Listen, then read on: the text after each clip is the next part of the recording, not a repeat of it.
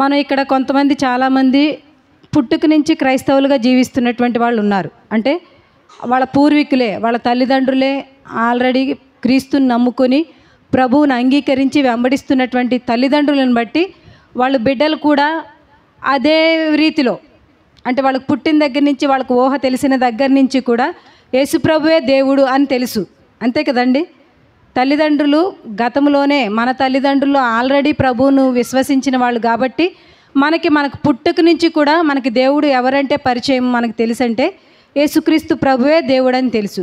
కొందరు తల్లిదండ్రులు విశ్వాసం ఉంచకుండా వేరు దేవతల్ని దేవుళ్ళని కొలిచినటువంటి వాళ్ళ బిడ్డలు ఇప్పుడు ప్రభువును యేసుప్రభువే రక్షకుడని అంగీకరించి వెంబడిస్తున్నటువంటి వాళ్ళు కొందరున్నారు. అయినా వాళ్ళు వీళ్ళు అందరం కూడా ప్రతి ఆదివారం లేకపోతే ప్రతి శుక్రవారం ఎప్పుడు ప్రేయర్ అంటే అప్పుడు దేవుని మందిరానికి ఎందుకు వస్తున్నాం? మనం ఆల్రెడీ విశ్వాసం ఉంచిన వాళ్ళమే, యేసుప్రభువే దేవుడని ఎరిగినటువంటి వాళ్ళమే, మనకు తెలుసు యేసుప్రభువే దేవుడని సత్యం మనకు తెలుసు కాబట్టే మనల్ని వెంబడిస్తూ ఉన్నాం. అలాంటప్పుడు మనం ప్రతి ప్రేయర్కి ఎందుకు అటెండ్ అవ్వాలి?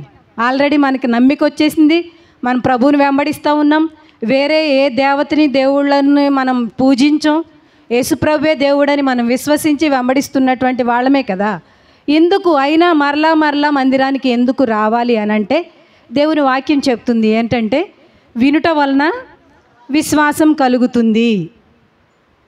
వినాలి, వాక్యం వింటూ ఉంటే మనకు విశ్వాసం కలుగుతుంది. విశ్వాసం ద్వారా మనం ఏం చూస్తాం? దేవుని క్రియలు చూస్తాం. అంతే కదా. యేసుక్రీస్తు ప్రభు చాలామందిని స్వస్థపరిచాడు, చాలామందిని బాగు చేశాడు, చాలా అద్భుత కార్యాలు చేశాడు.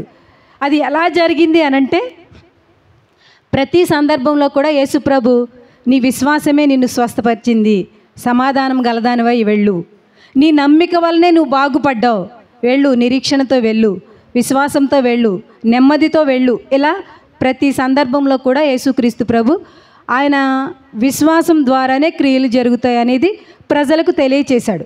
కేవలం యేసుప్రభు ద్వారానే నేనేం చెప్పలా. అంటే యేసుప్రభు ద్వారా అంటే యేసుప్రభులో శక్తి ఉంది, ఆ శక్తి ద్వారా నాకు క్రియ జరుగుతుంది అని నువ్వు విశ్వాసం ఉంచితే ఆ విశ్వాసాన్ని బట్టి క్రియ నీలో జరుగుతుంది అని యేసుక్రీస్తు ప్రభు చెప్పాడు కదా. చెప్తూ ఆయన ఏమన్నాడంటే, వినుట వల్లనే మీకు విశ్వాసం కలుగుతుంది. ఏమి వినాలి? యేసుప్రభు శక్తి ఏంటో మీరు వినాలి. అంతే కదండి. యేసుప్రభు శక్తి మనకి తెలిస్తేనే కదా విశ్వాసం కలుగుతుంది. యేసుప్రభు చేయగలడు అని ఆయన శక్తి, ఆయన బలం, ఆయన సామర్థ్యత, ఆయన గొప్పతనం ఇదంతా మనం రుచి చూస్తే, దానిని మనం అనుభవిస్తే, దానిని మనం విశ్వసిస్తే అప్పుడు మన జీవితాల్లో కార్యాలు చూడగలుగుతాం. ఒక సందర్భాన్ని, యేసుక్రీస్తు చెప్పినటువంటి ఒక సందర్భాన్ని నేను మీకు తెలియచేస్తాను. మార్కు సువార్త, జోస్న చదువుతావు కదమ్మా? ఓకే. మార్కు సువార్త 8వ అధ్యాయం 14వ వచనం నుంచి 21వ వచనం వరకు చదువమ్మా. మార్కు సువార్త 8వ అధ్యాయం 14 నుంచి 21వ వచనం వరకు. వారు తినుటకు రొట్టెలు తెచ్చుటకు మరచిరి. దోణిలో వారి యొద్ద ఒక రొట్టె తప్ప మరేమీ లేకపోయెను. ఆయన చూచుకొనుడి, పరిసయ్యుల పులిసిన పిండిని గూర్చియు హేరోదు పులిసిన పిండిని గూర్చియు జాగ్రత్త పడుడని వారిని హెచ్చరింపగా, వారు తమ యొద్ద రొట్టెలు లేవే అని తమలో తాము ఆలోచించుకొనిరి. యేసు అది ఎరిగి, మన యొద్ద రొట్టెలు లేవే అని మీరెందుకు ఆలోచించుకొనుచున్నారు? మీరింకనూ గ్రహింపలేదా? వివేచింపలేదా? మీరు కఠిన హృదయం గలవారై ఉన్నారా? మీరు కన్నులుండి చూడరా? చెవులుండి వినరా? జ్ఞాపకము చేసుకొనరా? నేను ఆ 5,000 మందికి 5 రొట్టెలు విరిచి పంచిపెట్టినప్పుడు మీరు ముక్కలు ఎన్ని గంపల నిండా ఎత్తిరని వారిని అడిగాను. వారు 12 అని ఆయనతో చెప్పిరి. ఆ 4,000 మందికి 7 రొట్టెలు నేను విరిచి పంచిపెట్టినప్పుడు ముక్కలు ఎన్ని గంపల నిండా ఎత్తిరని ఆయన అడుగగా వారు 7 అనిరి. అందుకు ఆయన, మీరింకనూ గ్రహింపుకున్నారా అని అనేను. చాలా. ఇక్కడ యేసుక్రీస్తు ప్రభువారు శిష్యులు వాళ్ళు నిత్యము సువార్త కొరకు ప్రయాణం చేస్తూ ఉండేవారు కదా. గలిలయ నుంచి బెత్లెహేము, బెత్లెహేము నుంచి యెరూషలేము, యెరూషలేము నుంచి బేతనియా, ఇలాగా అనేక చోట్లకు యేసుక్రీస్తు ప్రభు ఆ 3.5 సంవత్సరాలు కూడా ప్రజలను రక్షించటానికి, ప్రజల్లో విశ్వాసాన్ని నింపటానికి, ప్రజలకు ఆయన శక్తిని పరిచయం చేయటానికే యేసుక్రీస్తు ప్రభు తిరిగాడు. నేను పరలోకం నుంచి వచ్చినటువంటి దేవుని కుమారుణ్ణి నేను, నాయందు విశ్వాసం ఉంచేవాడు నిత్య జీవానికి వారసుడవుతాడు. నాయందు విశ్వాసం ఉంచేవాడు మరణానికి వెళ్ళిపోకుండా మరణంలో నుంచి జీవానికి దాటిపోతాడు. నాయందు విశ్వాసం ఉంచేవాడు ఈ లోకంలో జీవించటానికి కూడా శక్తిమంతుడవుతాడు. నాయందు విశ్వాసం ఉంచేటువంటి వాడు మీకు రోగాలు వచ్చినా స్వస్థత పొందుతారు. ఇలా ఆయన శక్తిని ప్రజలకు తెలియచేయటం కొరకు ఈ లోకమంతా కూడా సంచారం చేస్తూ ఆయన ఆ యెరూషలేము పట్టణాల్లో ఆయన తిరుగుతూ ఉన్నటువంటి సందర్భాల్లో ఆయనను వెంబడిస్తూ శిష్యులు కూడా యేసుక్రీస్తుని వెంబడిస్తూ తిరిగేవారు. వీళ్ళు చాలా దూరం వెళ్ళాల్సి వచ్చినప్పుడు వీళ్ళు ఏం చేయాలి? ఇప్పుడు సిటీలో నుంచి వాళ్ళు రొట్టెలు మరి కొన్ని దినాలు వాళ్ళు ప్రయాణం చేయాలి, అక్కడ గడపాలి, అక్కడ తినడానికి రొట్టెలు కావాలి కదా. వీళ్ళు రొట్టెలు కొని తీసుకుని లేకపోతే తయారు చేసి సిద్ధపాటు చేసుకుని వెళ్తూ ఉండేవారు, కొని తీసుకువెళ్ళేవారు. అయితే వీళ్ళు అప్పుడంట రొట్టెలు తీసుకురావటం అని కొని తీసుకుని రావటం మరిచారు. మరిచినప్పుడు వాళ్ళు ఇక్కడ ఉన్నది కదా, వారు తినుటకు రొట్టెలు తెచ్చుట మరచిరి. దోణిలో వారి యొద్ద ఒక్క రొట్టె తప్ప మరేమీ లేకపోయాను. వాళ్ళు రొట్టెలు తేవటం మర్చిపోయారు. మర్చిపోయినప్పుడు దేవుడు యేసుక్రీస్తు ప్రభు మామూలుగా ఆ ప్రాంతానికి వెళ్ళిపోయిన తర్వాత ఆయన యథావిధిగా సువార్త ప్రకటించేస్తూ ఉన్నాడు. సువార్త ప్రకటిస్తూ ఉంటే వీళ్ళేమనుకున్నారంటే, అంటే ఆయన చెప్పే మాటలు పులిసిన పిండి దీని గురించి ఆయన గర్దిస్తూ ఉంటే, అయ్యయ్యో మనం రొట్టెలు తేవటం మర్చిపోయాం, 12 మంది ఉన్నారు, 12 మందిలో ఒకరికైనా గుర్తుండాలి కదా, సపోజ్ రొట్టెలు తీసుకుని వెళ్ళాలి అనేది. కానీ 12 మంది మర్చిపోయారు.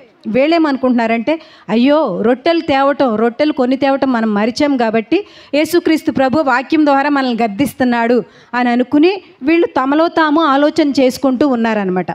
అప్పుడు ఈయన అంటా ఉన్నాడు యేసుక్రీస్తు ప్రభు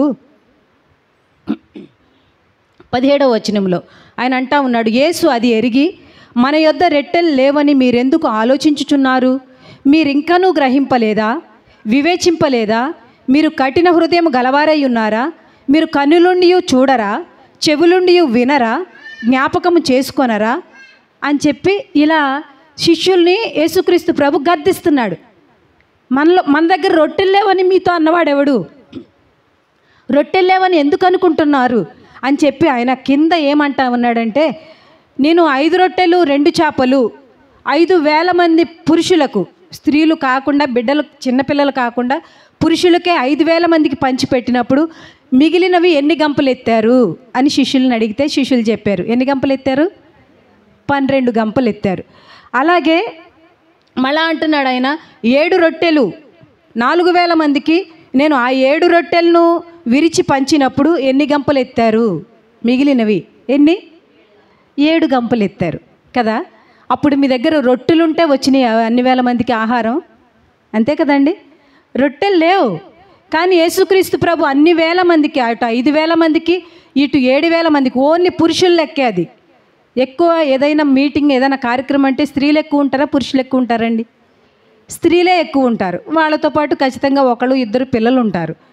అలాంటిది స్త్రీలని పిల్లల్ని విడిచిపెట్టేసి పురుషుల సంఖ్య వాళ్ళు లెక్కిస్తే 5,000 మంది పురుషులు లేకపోతే 7,000 మంది పురుషులు వాళ్ళు భుజించగా 12 గంపలు ఎత్తారు మిగిలిన రొట్టెలు, 7 గంపలు ఎత్తారు మిగిలిన రొట్టెలు. అలాంటప్పుడు ఇంకా మన దగ్గర రొట్టెలు లేవని ఎందుకు ఆలోచిస్తున్నాడు? అక్కడ దేవుని అద్భుత కార్యాలు 2 కార్యాలు చూశారు కదా వాళ్ళు. రొట్టెలు సమృద్ధిగా అందరూ భుజించటం, యేసుక్రీస్తు కేవలం తండ్రి అయినటువంటి దేవునికి కృతజ్ఞతాస్తుతులు చెల్లించి ప్రార్థించి వాళ్ళకి పెడితే ఆ రొట్టెలు విరిచి, వాళ్ళ దగ్గర ఉన్న 2 రొట్టెలు వాటిని విరిచి పెడితే వాళ్ళందరూ తృప్తిగా భుజించారు కదా. మరి ఏమైంది మీ విశ్వాసం? మీరు కళ్ళున్నాయి కదా, చూశారు కదా నేను ఎంత శక్తి గలవాడనో, నేను ఎంత ప్రభావంతో ఉన్నానో, లేకపోతే నేను ఆ రొట్టెలను కూడా పుట్టించగల సామర్థ్యత ఎంత ఉందో అదంతా మీ కళ్ళతో చూశారు కదా. యేసుప్రభు అంటున్నాడు,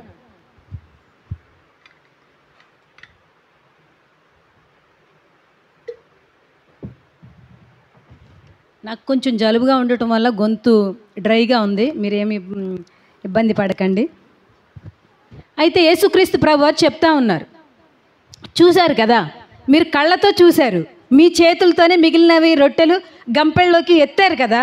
ఆ 12 గంపలు తర్వాత 12 మంది శిష్యులు పంచుకుని ఉంటారు, 12 గంపలు కదా, తీసుకున్నారు కదా. ఇంకా సమృద్ధిగా మీరు దాచుకునే అంత ఉన్నప్పుడు మీరు గ్రహింపరా? యేసుక్రీస్తు ప్రభు అంటున్నాడు ఇక్కడ, మీరు ఇంకనూ గ్రహింపలేదా, వివేచింపలేదా? ఎలా వచ్చాయి? యేసుక్రీస్తు ప్రభు శక్తి వల్ల వచ్చాయనేది వివేచింపలేదా? మీరు కఠిన హృదయం గలవాళ్ళా? అసలు ఎందుకు మీ హృదయాలను ఇన్ని కార్యాలు చూస్తూ కూడా ఎందుకు కఠినం చేసుకుంటా ఉన్నారు? మీరు కన్నులుండి చూడరా? కళ్ళున్నాయి కదా, మీరు చూశారు కదా నా కార్యాలు, మరి ఎందుకు కన్నులుండి మీరు చూడలేదా? మీరు గుడ్డివాళ్ళ? మీరు వాటిని జ్ఞాపకం చేసుకోరా? ఇప్పుడు ఈ సందర్భంలో మీకు రొట్టెలు కావాలి, మీరు గతంలో మీరు చేసినటువంటి ఆ క్రియలు, నేను చేసినటువంటి క్రియల్ని మీరు జ్ఞాపకం చేసుకోరా అని ఇలాగ యేసుక్రీస్తు ప్రభు శిష్యుల్ని గద్దిస్తూ ఉన్నాడు. ఈ వాక్యం నేను ఎక్కడ విన్నానంటే, ఏ టైంలో నేను విన్నానంటే, జోనికి వివాహం కాకముందు, అంటే వివాహపు వయసు వచ్చింది, నేను వాళ్ళకి వివాహం చేయాలి. ఇప్పుడు కుమార్తెకి వివాహము సమయం వచ్చిందంటే తల్లిదండ్రులకి కొంచెం ఆందోళన, ఎటువంటి సంబంధం వస్తుందో. సంబంధాలు ఒకవేళ మనం మంచి సంబంధాలు అని వెతికితే ఎంతెంత కట్నాలు అడుగుతారో, అంత ద్రవ్యం మన దగ్గర లేదు, ఎలా సమకూర్చబడుతుందో, ఇలాంటి ఆలోచనలు తల్లిదండ్రులు అనేటువంటి ప్రతి ఒక్కరికి కూడా బిడ్డల విషయంలో ఇటువంటి ఆందోళన, ఈ చింత, ఈ భయాలు ఉంటాయి కదా, ఖచ్చితంగా ఉంటాయి. ఇలాగే నేను ఆ వేదనతో వివాహం చేయాలి, సంబంధాలు వెతకాలి, ఎంతెంత కట్నాలు అడుగుతారో అంత కట్నాలు ఇవ్వగలగాలి, ఒక మంచి సంబంధం లేకపోతే మంచి ఉద్యోగస్తుడు చేయాలి అనుకుంటే తగినటువంటి కట్నం మనం సమకూర్చి పెట్టాలి. ఇలా ఆలోచనలు ఉన్నాయి. నేను బాల్యం నుంచి క్రైస్తవురాలనే. నా ఊహ తెలిసిన దగ్గర నుంచి యేసుప్రభువే నా దేవుడు. సండే స్కూల్ నుంచి నేను దేవుని గుర్చిన శక్తిని, సామర్థ్యతను వింటూనే ఉన్నాను. అయినా ఎందుకు ఆ భయం అండి? అంటే మిమ్మల్ని గురించే కాదు, నేనైనా మనల్ని మనం ప్రతి ఒక్కరూ కూడా ఎందుకు పరిస్థితులు, ఎన్నో కార్యాలు మన జీవితాల్లో చూస్తూ ఉన్నాం, అంతే కదా. 1, 2 కాదు, ప్రతి సందర్భంలో మనకి బలహీనతలు ఉంటే స్వస్థపరచబడుతూ ఉన్నాం. మనకి ప్రభువా ఈ సహాయం కావాలని దేవుని దగ్గర కన్నీళ్ళు విడిచి ప్రార్థన చేస్తూ ఉంటే ఆ సహాయాన్ని పొందుతూ ఉన్నాం. ఇలా ఇన్ని కార్యాలు చేస్తున్నా మళ్ళా ఏదో వచ్చేసరికి అవి జరిగినవన్నీ అవి పెద్ద ఏం కాదు అని పక్కకు గెంటేస్తూ ఉన్నాం. కానీ ఇది ఏదో పెద్ద సమస్య. ఇప్పుడు మనం పొందుకున్నవన్నీ కూడా అవి చాలా చిన్న సమస్యలుగా, అవి మన ముందుకు వచ్చినప్పుడేమో పెద్ద సమస్యలే. రోగం మనకు వచ్చినప్పుడు అది పెద్ద సమస్యే. మన శరీరం అసలు మంచం మీద నుంచి లేవలేనటువంటి బలహీనత వచ్చినప్పుడు అది పెద్ద సమస్యే. కానీ అది దేవుని దగ్గర నుంచి మనం స్వస్థపడి బయటపడంగానే అది మనకు చాలా చిన్న సమస్య అయిపోతుంది. అది పెద్ద మ్యాటర్ కాదు. దేవుని క్రియ అనుభవించేసాం కదా, అనుభవించేశాక అది మనకి ఎలా అనిపిస్తుంది అంటే అదంతా మనం పొందుకున్నవన్నీ చాలా చిన్న చిన్నవే. కానీ ఇప్పుడు మన ముందుకు వచ్చినటువంటి సమస్య అది చాలా గడ్డు సమస్య, అది చాలా పెద్ద సమస్య అని దేవుని మీద విశ్వాసం ఉంచలేకపోతూ ఉన్నాం. అది గుర్తుపెట్టుకోండి. దేవుని మీద విశ్వాసం ఉంచలేకపోతున్నాం. ఎందుకు విశ్వాసం ఉంచలేకపోతా ఉన్నామంటే, మార్కు సువార్త 6వ అధ్యాయం 52వ వచనం చదవమ్మా ఒకసారి. మార్కు సువార్త 6వ అధ్యాయం 52వ వచనం. అయినను వారి హృదయము కఠినమాయను గనుక వారు రొట్టెలను గూర్చి సంగతి గ్రహింపలేదు. చాలు. వాళ్ళు ఎందుకు గ్రహింపలేకపోయారు? యేసుక్రీస్తు ప్రభు ఆ 12 గంపలు రొట్టెలు మిగిలినవి ఎత్తినటువంటి సందర్భంలోనూ 7 గంపలు ఎత్తినటువంటి సందర్భంలో అన్ని వేల మంది తినగా మిగిలినటువంటి క్రియలు చూసినటువంటి ఈ శిష్యులు ఎందుకు గ్రహింపలేకపోయారంటే వారి హృదయము కఠినమాయేను. అంటే వాళ్ళ హృదయాలు, అంటే మనుష్య హృదయాలండి కఠినమైపోతున్నాయి. పొందినటువంటి మేళ్ళు మనకి ఎలా అనిపిస్తున్నాయి? చిన్నవిగా. పెద్ద సమస్య అప్పుడు వచ్చినప్పుడేమో సమస్య పెద్దది, కానీ యేసుక్రీస్తు ఆ క్రియ జరగంగానే మనం దాన్ని చాలా చిన్నగా తేలిగ్గా చూసేస్తున్నాం అనమాట. అది ఎందుకు అని అంటే హృదయ కాఠిన్యం. హృదయం కఠినమైపోతూ ఉంది. నేను ఒకరోజు హాస్పిటల్కి వెళ్ళాను. ఏంటంటే 1 నెల క్రితం చూసుకుంటే నా హెచ్బి, నేను ల్యాబ్ టెక్నీషియన్ కదా, రక్తం చూస్తే నాకు 12 గ్రామ్స్ 12 గ్రాములు పైబడే ఉంది. కానీ ఒక నెల 20 రోజుల తరువాత నేను బాగా వీక్ అయిపోయాను. వీక్ అయిపోయి చూసుకుంటే 7 గ్రామ్స్కి వచ్చేసింది. 7-8 గ్రామ్స్కి హెచ్బి పర్సెంటేజ్ వచ్చేసింది. ఇదేంటి? ఒక 15-20 రోజుల క్రితం నేను చూసుకుంటే 12 గ్రామ్స్ ఉంది. ఈ 15-20 రోజుల్లో మరీ 7-8 గ్రామ్స్కి ఎలా డౌన్ అయిపోయింది? ఇంత వీక్ ఎందుకు అయిపోయాను? బ్లడ్ లేకపోతే ఏమవుతాం? వీక్ అవుతాం. రక్తం మన శరీరంలో తగినంత లేకపోతే రోగాలన్నీ చోటు చేసుకుంటాయి, రోగాలన్నీ మనకు వచ్చేస్తాయి. అది రెసిస్టెన్స్ ఉండదు, రోగాలు దరి చేరుతాయి అన్నమాట. ఎందుకు ఇంత తగ్గిపోయిందని నేను హాస్పిటల్కి వెళ్ళాను. లేడీ డాక్టర్ని కలిసినప్పుడు ఆవిడ నాతో బాగా పరిచయస్తురాలు, చాలా క్లోజ్గా, ఏంటి రెజినా ఏంటి ఎలా మాట్లాడే డాక్టర్ అమ్మగారు అనమాట. అప్పుడు ఆవిడ ఏమన్నారంటే, ఏంటి మేడం నాకు మొన్నే 12 దాటి ఉంది, ఇప్పుడు చూస్తే 7-8లోకి వచ్చేసింది, ఏంటి ఇంత సడన్గా డౌన్ అయిపోయిందంటే ఆవిడ చెప్పింది, సహజంగా స్త్రీలలో ఏది ఐరన్ నిల్వలు ఉండవు. అంటే ఐరన్ అంటే రక్తం, ఈ ఎనర్జెటిక్ రక్తం అంటే ఈ రక్తపు నిల్వలు స్త్రీలలో, పురుషుల్లో అయితే నిల్వలు ఆ రక్తపు నిల్వలు ఉంటాయి, కానీ స్త్రీలలో తక్కువ. మనకి ఇంచుమించు ఋతుక్రమం ద్వారా కూడా మంత్లీ పోయేటువంటి పరిస్థితులు ఉంటాయి. అలా సంథింగ్ ఏదనుకున్నా స్త్రీలలో మాత్రం బ్లడ్ నిల్వ అనేది ఉండదు, ఆ నిల్వలు తగ్గిపోతూ ఉంటాయి. నాకు అంతే, ఇదిగో నేను ఇంత లావుగా ఇంత పర్సనాలిటీతో కనబడుతున్నాను కదా, నాకు ఎప్పుడు 9 లోపే తప్ప 9 దాటి ఉండదు అన్న డాక్టర్ అని చెప్పింది అనమాట. ఎందుకు ఈ సపోజ్ రక్తహీనత అంటే, నేను ల్యాబ్ టెక్నీషియన్ కాబట్టి చెప్తున్నాను, రక్తంలో ఎర్ర రక్త కణాలు తెల్ల రక్త కణాలు 2 రకాలు, అంటే ప్లేట్లెట్స్ 3 రక్త కణాలు, అంటే ఒక రక్తంలోనే మనకి 3 రకాల సెల్స్ ఉంటాయి. ఎర్ర రక్త కణాలు, తెల్ల రక్త కణాలు, ప్లేట్లెట్స్ అనేవి. ఇవేమవుతాయంటే, ఎర్ర రక్త కణాలు మన రక్తానికి అంటే సరఫరాని అంటే శక్తినిచ్చేవి. ఇవి ఎర్ర రక్త కణాలు మన శరీరానికి శక్తినిచ్చేవి. తెల్ల రక్త కణాలు ఏంటంటే, అవి బయట నుంచి మనకొచ్చేటువంటి వ్యాధులపై పోరాడేవి తెల్ల రక్త కణాలు. ఈ ఎర్ర రక్త కణాలు మనకి ఎంత అవసరమో ఈ తెల్ల రక్త కణాలు కూడా అంతే అవసరం. ఈ తెల్ల రక్త కణాలు తగ్గిపోయినా అనుకోండి, మనకి జ్వరం వచ్చినా తగ్గదు, దగ్గు వచ్చినా తగ్గదు. ఈ ఈ ఈ వాతావరణ మార్పులను బట్టి అనేక డిసీజెస్ వస్తూ ఉంటాయి కదా, అనేక వ్యాధులు వస్తూ ఉంటాయి. ఎప్పుడైతే ఈ తెల్ల రక్త కణాలు తగ్గిపోతాయో, ఇవేంటంటే బయట నుంచి వచ్చేటువంటి ఆ వ్యాధి కలిగించేటువంటి ఆ కణాలను ఈ తెల్ల రక్త కణాలు పోరాడతాయి, వచ్చిన వాటిని ఇవి చంపుతాయి. ఈ తెల్ల రక్త కణాలు ఇవి చంపటం వల్ల ఏమవుతుందంటే మనలో రెసిస్టెన్స్ పెరుగుతుంది. ఈ రక్తమే హీనమైపోయింది అనుకోండి, ఈ రక్తహీనత అయిపోయింది అనుకో, ఇంక తెల్ల రక్త కణాలు ఎక్కడుంటాయి, ఈ ఎర్ర రక్త కణాలు ఎక్కడుంటాయి. ఈ కణాలు ఉండకపోవటం వల్ల వ్యాధి నిరోధక శక్తి మనలో తగ్గిపోయి మనలో జబ్బులు ఎక్కువ పెరిగిపోతూ ఉంటాయి. ఈ రక్తం లేకపోవటం వల్ల ఇవి అనేక విధాలుగా మన బాడీలో ఉన్నటువంటి పార్ట్స్ అన్నిటిని కూడా బలహీనపరిచేస్తాయి అన్నమాట. అది రక్తహీనత వల్ల వచ్చేటువంటి ప్రమాదం. దేవుని నమ్మి యేసుక్రీస్తుని నమ్మి విశ్వసిస్తున్న మనలో విశ్వాసం అనేది లేకపోతే సాతాను అనేక రీతిలుగా మన మీద దాడి చేస్తాడు. మీరందరు నా వైపు చూడాలి, మీరందరూ చూస్తే నేను మీకు ఎక్స్ప్లెయిన్ చేస్తాను. నా ఆతృత ఏంటంటే, మనలో విశ్వాసం వృద్ధి పొందాలి, విశ్వాసం పెరగాలి. మనం పుట్టుక నుంచి క్రీస్తుని వెంబడిస్తూ ఉన్నాం, పుట్టుక నుంచి క్రీస్తు ప్రభువే దేవుడని విశ్వసించి వెంబడిస్తూ ఉన్నాం. కానీ మనలో భయాలు, మనలో ఆందోళనలు, మనకు వచ్చేటువంటి మన ముందుకు వచ్చేటువంటి ప్రతి పని కూడా మనకు అదొక గడ్డు సమస్యగా కనబడుతున్నటువంటి పరిస్థితులు ఉన్నాయి. అవి గడ్డుగా మనకు కనబడకుండా అది ఈజీగా మనం ప్రతి సమస్యను జయించాలి అంటే మనకేం కావాలి? విశ్వాసం కావాలి.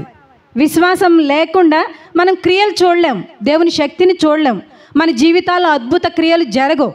కాబట్టి విశ్వాసాన్ని పెంచుకోవాలి అని అంటే, ఇప్పుడు నేను చెప్పినట్టు రక్తం బలంగా ఉంటే మనలో వ్యాధి నిరోధక శక్తి పెరుగుతుంది. బయట నుంచి వచ్చే క్రిముల మీద ఇవి దాడి చేస్తాయి, కాబట్టి మనకు ఆ బలహీనతలు ఏమీ ఉండవు, వాటిని మనం జయించగలం అని ఎలా చెప్తున్నానో, అలాగే మనలో ఈ విశ్వాసం అనేది ఉందనుకోండి, ఏ భయాలు మనల్ని ఆవరించవు. ప్రతి క్రియ అది ఎంత గడ్డు సమస్య ఏమైనా మనం చక్కగా జయించగలుగుతాం అన్నమాట. ఇలా నేను ఈ జోని పెళ్ళి టైం సంబంధాలు చూడాలి, వివాహం చేయాలి అనేటువంటి సందర్భం వచ్చినప్పుడు నేను కూడా ఇలాగే ఆందోళన చెందుతూ ఉన్నాను. నేను ప్రార్థనాపరురాలనే, దేవుని యందు భయభక్తులు కలదాన్నే, ఈ పాపపు స్థితి అన్నిటినీ విడిచిపెట్టుకున్నటువంటి దాననే, యథార్థమైనటువంటి జీవితం జీవిస్తున్నటువంటి దాననే.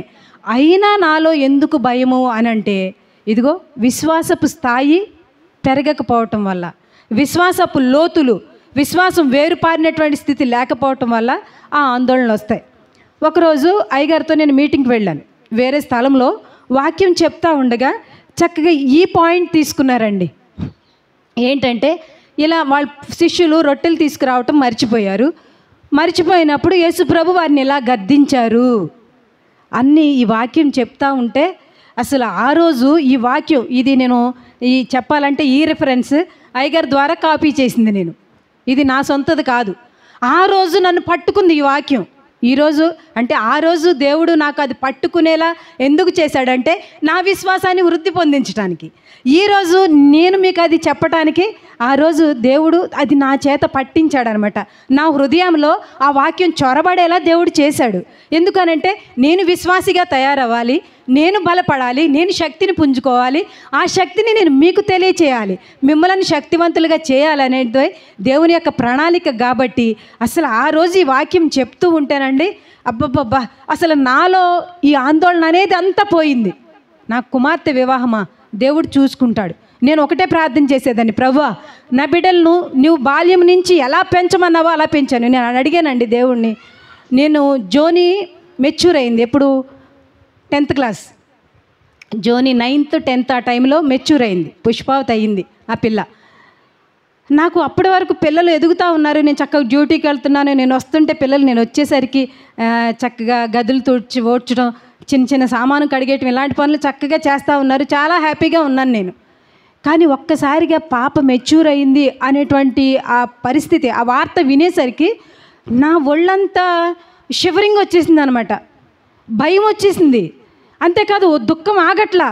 సహజంగా పిల్లలు మెచ్యూర్ అయ్యారంటే ఏ తల్లిదండ్రులైనా చక్కటి ఎదుగుదల, ఆ ఋతుక్రమం చక్కగా ఆ టయానికి పిల్లలు కరెక్ట్ ఏజ్లో ఇలా అయ్యారని సంతోషిస్తారు కదా.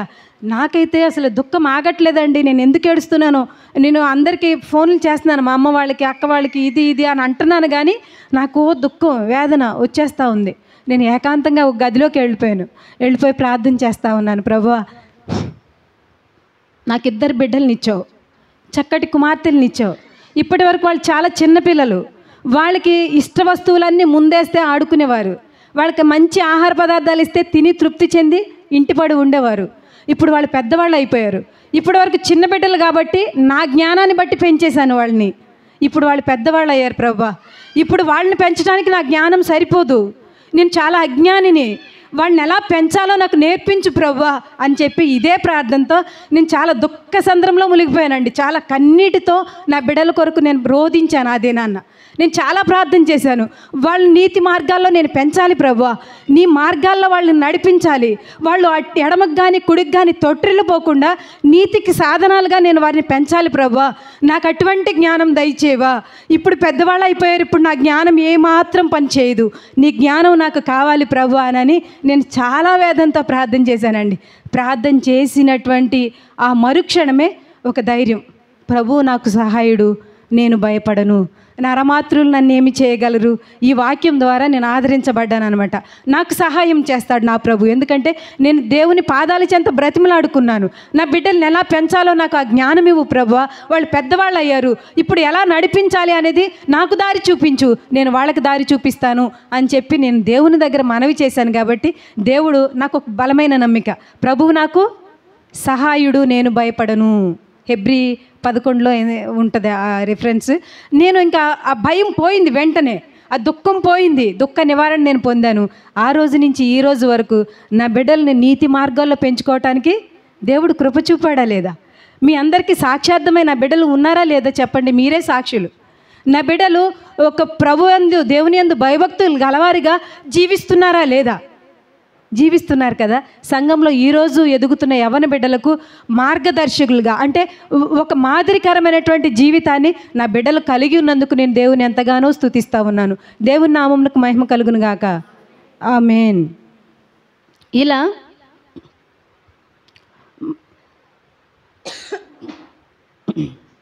మరొక వచనం చూద్దాం. హెబ్రీ పత్రిక 5వ అధ్యాయం 11వ వచనం.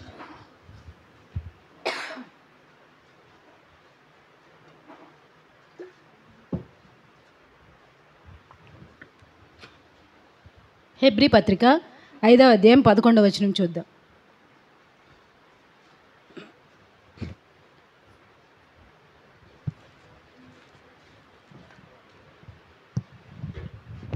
ఇందును గూర్చి మేము చెప్పవలసినవి అనేక సంగతులు ఉన్నవి, కానీ మీరు వినుటకు మందులైనందున వాటిని విశదపరచుట కష్టము.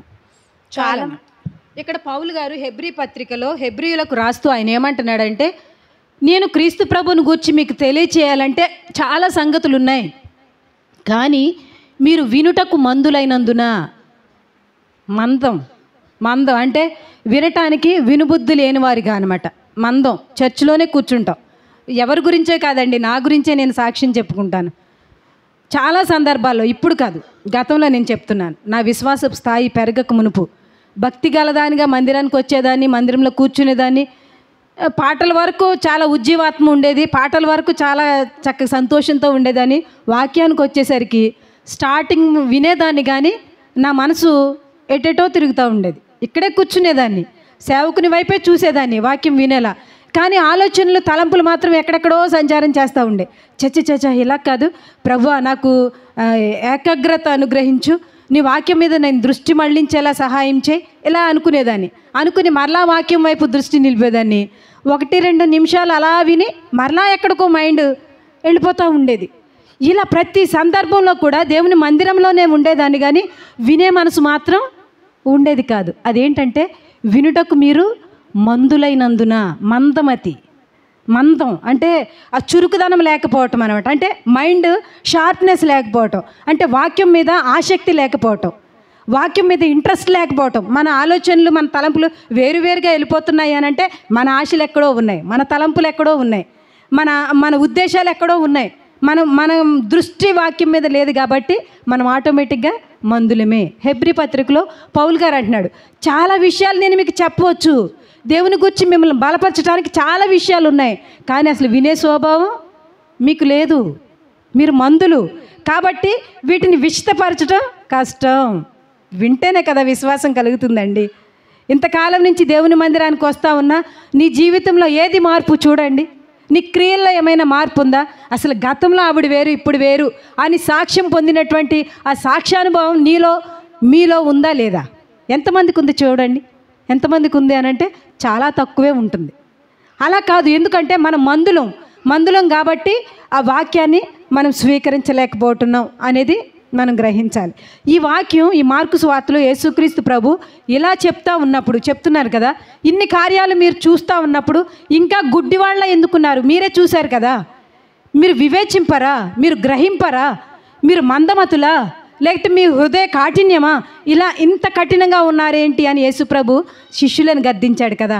నాకు ఆ టైంలో దైవజనులు వాక్యం చెప్తుంటే నేను అంటే వాక్యం మొదటి నుంచి కూడా, నాకు 19వ ఏట మ్యారేజ్ అయిపోయింది, పెళ్ళైపోయింది. 19 సంవత్సరాల నుంచి కూడా నేను ఎవరి వాక్యం ఎక్కువగా వింటామనంటే మా పాస్టర్ గారి వాక్యమే, అంతే కదా. ఆయన ఎక్కడ మీటింగ్కి వెళ్ళినా ఆయన కూడా నేను వెళ్ళటం, ఆయన స్టేజ్ మీద ఉండి వాక్యం చెప్తుంటే ముందు కూర్చుని ఆలకించటం, ఇదే నాకు తెలుసు. కాబట్టి దేవుని మహాకృపను బట్టి ఈరోజు నేను విశ్వాసంగా ఎదగటానికి, మంచి భక్తిలో నేను జీవించటానికి దైవ సేవకుని వాక్యాలే నాకు బలాన్ని ఇచ్చాయి.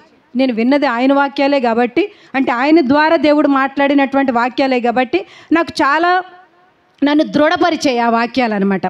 సరే, అప్పుడు నేను అనుకున్నాను, ప్రభువా నిజంగా నేను ఇప్పటి వరకు అవివేకంగా ఉన్నాను, నేను ఇప్పటి వరకు గుడ్డిదానిలోనే ఉన్నాను, ఎన్నో కార్యాలు చూశాను. అసలు నా పెళ్ళప్పుడు నేను ప్రార్థన చేసుకుంటేనే దేవుడు ఒక అద్భుత కార్యం నా జీవితంలో జరిగించాడు. అలాంటప్పుడు మళ్ళీ నా కుమార్తె పెళ్ళికి వచ్చేసరికి దాన్ని నేను ఎలా మర్చిపోయాను? నీ పెళ్ళికే నువ్వు గొప్ప కార్యాలు చూసావు కదా, అలాంటప్పుడు నీ కుమార్తెకు వచ్చేసరికి ఎందుకు ఆందోళన పడిపోతున్నావు? నువ్వు గుడ్డిదానవా? దేవుని క్రియలు నువ్వు చూడలేదా? నీ అవివేకివా? నువ్వు వివేచింపవా? నీకు జ్ఞానం లేదా? లేకపోతే ఎంత విని నీ హృదయాన్ని ఎందుకు కఠినపరుచుకుంటున్నావు అని దేవుడు ఆ రోజు ఆ వాక్యం ద్వారా నాతో మాట్లాడాడండి. అసలు అప్పుడు తీసుకున్నాను నేను బలమైన నిర్ణయం, అంతే. అసలు దేవుడు ఎలా జరిగిస్తాడో నేను చూడాలంతే. నేను ఎవరి దగ్గరికి అప్పుకు వెళ్ళను, ఇదే అనుకున్నాను. నేను ఎవరి దగ్గరికి అప్పుకు వెళ్ళను. ఈ రోజు నుంచి నన్ను పరీక్షించు యేసయ్యా, ఈ రోజు నుంచి నువ్వు నన్ను పరీక్షించు. నేను దేనికి కలవరపడను, నేను ఆందోళన చెందను. ఇదిగో బిడ్డ వివాహం చెయ్యాలి అనే తలంపు వచ్చింది. ఇప్పుడు ఈ తలంపు కాడి నుంచి ఇదిగో బిడ్డ వివాహం పూర్తయ్యేంత వరకు నువ్వు నన్ను అబ్జర్వ్ చేయి. దేవునితోనే నేను ఒక సవాలుగా జీవించినటువంటి జీవితం. నన్ను అబ్జర్వ్ చేయి, నన్ను పరీక్షించు. నాకు విశ్వాస లోపం ఉందేమో, నేనేం దేనికైనా భయపడుతున్నానేమో, లేకపోతే దేనికైనా ఆందోళన చెందుతానేమో. ఇలా పాస్టర్ గారు అనేవారు, పెళ్లి టైం వచ్చేసరికమ్మా అసలు పాస్టర్ గారిని మనం కంట్రోల్ చేయలేం, ఆవిడ చాలా ఆందోళన పడిపోతుంది, చాలా టెన్షన్ పడిపోతుంది, మీరందరూ చక్కగా జాగ్రత్తగా ఉండి ఆవిడ బలహీన పడకుండా చూసుకోండి అని ఇలాగా కొందరితో అయ్యగారు చెప్తూ ఉండేవారు. అసలు నాకు సహాయం చేయండి అని ఈయన చెప్పిన వాళ్ళు ఎవరు సహాయం చేయడానికి లేరు. నేను చాలా చేసుకున్నాను. నేను చాలా ధైర్యంగా చాలా ఆరోగ్యంగా ఉన్నాను, నాకు సహాయకులు ఎవ్వరూ లేరండి, ఏ భయం లేదు. నేను ఎందుకంటే ఈ వాక్యం ద్వారా అసలు నేను ఎంత బలపడ్డాను. ఈరోజు ఆ వాక్యం ద్వారా మిమ్మల్ని బలపరచడానికి దేవుడు ఇష్టపడతా ఉన్నాడు. అందుకే దేవుడు మీతో మాట్లాడుతూ ఉన్నాడు. ఎందుకు, ఏ విషయాల గురించి మీరు చింతిస్తున్నారు? దేవుని శక్తిగల కార్యాలు చూస్తూ ఉన్నారు కదా. విశ్వాసం ఉంచండి. మీలో విశ్వాసం పెరగాలంటే వినండి వాక్యాన్ని. వినుట వలన విశ్వాసం కలుగుతుంది అని ఇక్కడ చెప్తూ ఆయన యెషయా గ్రంథం 61వ అధ్యాయం 1 నుంచి 3 వచనాలు చదవండి. యెషయా గ్రంథం 61వ అధ్యాయం. ప్రభువగు యెహోవా ఆత్మ నా మీదకు వచ్చి ఉన్నది, దీనులకు సువర్తమానం ప్రకటించుటకు యెహోవా నన్ను అభిషేకించెను. నలిగిన హృదయం గలవారిని దృఢపరచుటకును, చెరలోలు ఉన్నవారికి విడుదలను, బంధింపబడిన వారికి విముక్తిని ప్రకటించుటకును, యెహోవా హితవత్సరమును మన దేవుని ప్రతిదండన దినమును ప్రకటించుటకును, దుఃఖాక్రాంతులందరినీ ఓదార్చుటకును, సియోనులో దుఃఖించే వారికి ఉల్లాస వస్త్రములు ధరింపచేయుటకును, బూడిదకు ప్రతిగా ఒకసారి ఇక్కడ యేసుక్రీస్తు ప్రభు గురించి యెషయా గ్రంథకర్త ఆయన ప్రవచిస్తున్నాడు పరిశుద్ధాత్మ ద్వారా. అంటే యేసుక్రీస్తు ప్రభు ఈ లోకంలో మనుష్యావతారంగా పుట్టక మునిపే కొన్ని వేల సంవత్సరాల క్రితమే యెషయా భక్తుడు ప్రవచిస్తూ ఉన్నాడు. ఏంటంటే, ప్రభువుకు యెహోవా ఆత్మ నా మీదికి వచ్చి ఉన్నది, దీనులకు సువర్తమానం ప్రకటించుటకు యెహోవా నన్ను అభిషేకించెను. అంటే యేసుక్రీస్తు ప్రభువే తన మాటలు ఆయన చెప్తూ ఉన్నట్లుగా ఈయన ప్రవచిస్తూ ఉన్నాడు. పరిశుద్ధాత్మ ద్వారా యెషయా భక్తుడు ప్రవచిస్తూ ఉన్నాడు. నలిగిన హృదయం గలవారిని దృఢపరచుటకును, చెరలోనున్న వారికి విడుదలను, బంధింపబడి ఉన్న వారికి విముక్తిని ప్రకటించుటకును, యెహోవా హితవత్సరమును మన దేవుని ప్రతిదండన దినమును ప్రకటించుటకును, దుఃఖాక్రాంతులందరినీ ఓదార్చుటకును. చూడండి, దేవుడు ఎందుకు యేసుక్రీస్తు ప్రభువుని ఈ లోకానికి పంపిస్తున్నాడు అనంటే, నేను ఈ లోకానికి ఎందుకు వస్తున్నాను అనేది యేసుక్రీస్తు ప్రభువారు తెలియచేస్తున్నటువంటి మాటలు అన్నమాట. దుఃఖాక్రాంతులందరినీ ఓదార్చుటకును, సియోన్లో దుఃఖించు వారికి ఉల్లాస వస్త్రములు ధరింపచేయుటకును, బూడెదకు ప్రతిగా పూదండను, దుఃఖమునకు ప్రతిగా ఆనంద తైలమును, భారభరితమైన మా ఆత్మకు ప్రతిగా స్తుతి వస్త్రమును వారికి ఇచ్చుటకును ఆయన నన్ను పంపి ఉన్నాడు. ఇలా యేసుక్రీస్తు ప్రభు ఎన్ని చెప్తా ఉన్నాడో చూడండి. ఎంతమందిని ఎలా విడిపించటానికి నేను లోకానికి వస్తూ ఉన్నానో, చెరలో ఉన్నవారికి, నలిగిన వారికి, బంధింపబడిన వారిని విడిపించడానికి, ప్రజలకు హితవత్సరం ఒక సంతోషకరమైనటువంటి ఆ శుభవర్తమానాన్ని ప్రకటించడానికి, దుఃఖించే వారికి ఉల్లాస వస్త్రం ధరింప చేయటానికి, ఇన్ని రకాలుగా నేను ఈ లోకానికి వచ్చాను. ఎవరి కోసం వచ్చాడండి యేసుక్రీస్తు ప్రభు? మన కోసం. అదే ఆయన చెప్తా ఉన్నాడు. పరిశుద్ధాత్మ ద్వారా యెషయా భక్తుడు చెప్తా ఉన్నాడు, యేసుక్రీస్తు ప్రభు మిమ్మల్ని విడిపించటానికే, మీ దుఃఖాలని సమాప్తి చేయటానికే, మీకు సంతోష వస్త్రం ధరింప చేయటానికే ఇన్ని రకాలుగా యేసుక్రీస్తు ప్రభు మీకు వచ్చాడు అని చక్కగా చెప్పాడు. మనం ఆ మాటలు నమ్మాలా వద్దా? నమ్ముతున్నామా? నమ్మితే ఎందుకు చింతిస్తాం? నమ్మితే ఎందుకు భయపడతాం? నమ్మితే ఎందుకు దేవుని క్రియలు మన జీవితాల్లో చూడలేం? నమ్మితే మన విశ్వాసం ఎందుకు వృద్ధి చెందదు? ఆ అపనమ్మికకు వెళ్ళిపోతూ ఉన్నాం కాబట్టి మనలో నమ్మిక ఉండట్లేదు. ఎందుకు ఉండట్లేదంటే హృదయ కాఠిన్యం అండి. హృదయాన్ని కఠినం చేసేసుకుంటున్నాం. ఎప్పటికప్పుడు క్రియలు జరుగుతూ ఉన్నా హృదయాన్ని కఠినం చేసేసుకుంటూ మనం ఉన్నాం. అలా ఇంకా చూస్తే మార్కు సువార్త 16వ అధ్యాయం 14వ వచనం చూద్దాం ఒకసారి. చూడండి, మార్కు సువార్త 16వ అధ్యాయం 14వ వచనం. పిమ్మట 11 మంది శిష్యులు భోజనమునకు కూర్చున్నప్పుడు ఆయన వారికి ప్రత్యక్షమై తాను లేచిన తర్వాత తను చూచిన వారి మాట నమ్మనందున వారి అపనమ్మిక నిమిత్తమును హృదయ కాఠిన్యము నిమిత్తమును వారిని గద్దించెను. చాలండి. ఇక్కడ ఏంటంటే విషయం, ఆయన సిలువలో మరణించి సమాధి చేయబడి 3వ దినాన లేచాడు కదా. లేచినప్పుడు ఆయన లేచాడు అని చూసినటువంటి స్త్రీలు ఉన్నారు కదా, మగ్దలేనే మరియ, కొందరు స్త్రీలు. వీళ్ళు వచ్చి యేసుక్రీస్తుని చూసాం మేము, ఆయన లేచాడు, ఆయన సమాధిలో లేడు, ఆయన లేచాడు, మేము చూసాం, మాకు కనిపించాడు బోధకుడా అని నేను ఆయన సంబోధించి మాట్లాడాను. ఇదంతా వాళ్ళు చెప్తూ ఉంటే ఆ స్త్రీలు వచ్చి మిగిలిన శిష్యులకు చెప్తూ ఉంటే వీళ్ళు నమ్మారండి? నమ్మలేదు. శిష్యులు నమ్మలేదు సరికదా. ఈ తోమ అయితే ఏమన్నాడు? ఆ సందర్భంలో నమ్మలేదు.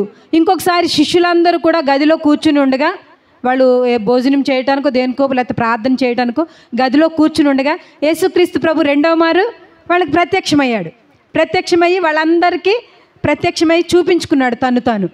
అప్పుడు తోమా లేడు. ఈ తోమా వచ్చేసరికి ఈ శిష్యులు కూడా చెప్తా ఉన్నారు, యేసుక్రీస్తు ప్రభు వచ్చాడు, ఆయన మాకు ప్రత్యక్షమయ్యాడు, ఇక్కడ మాతో మాట్లాడాడంటే తోమా ఏమన్నాడండి?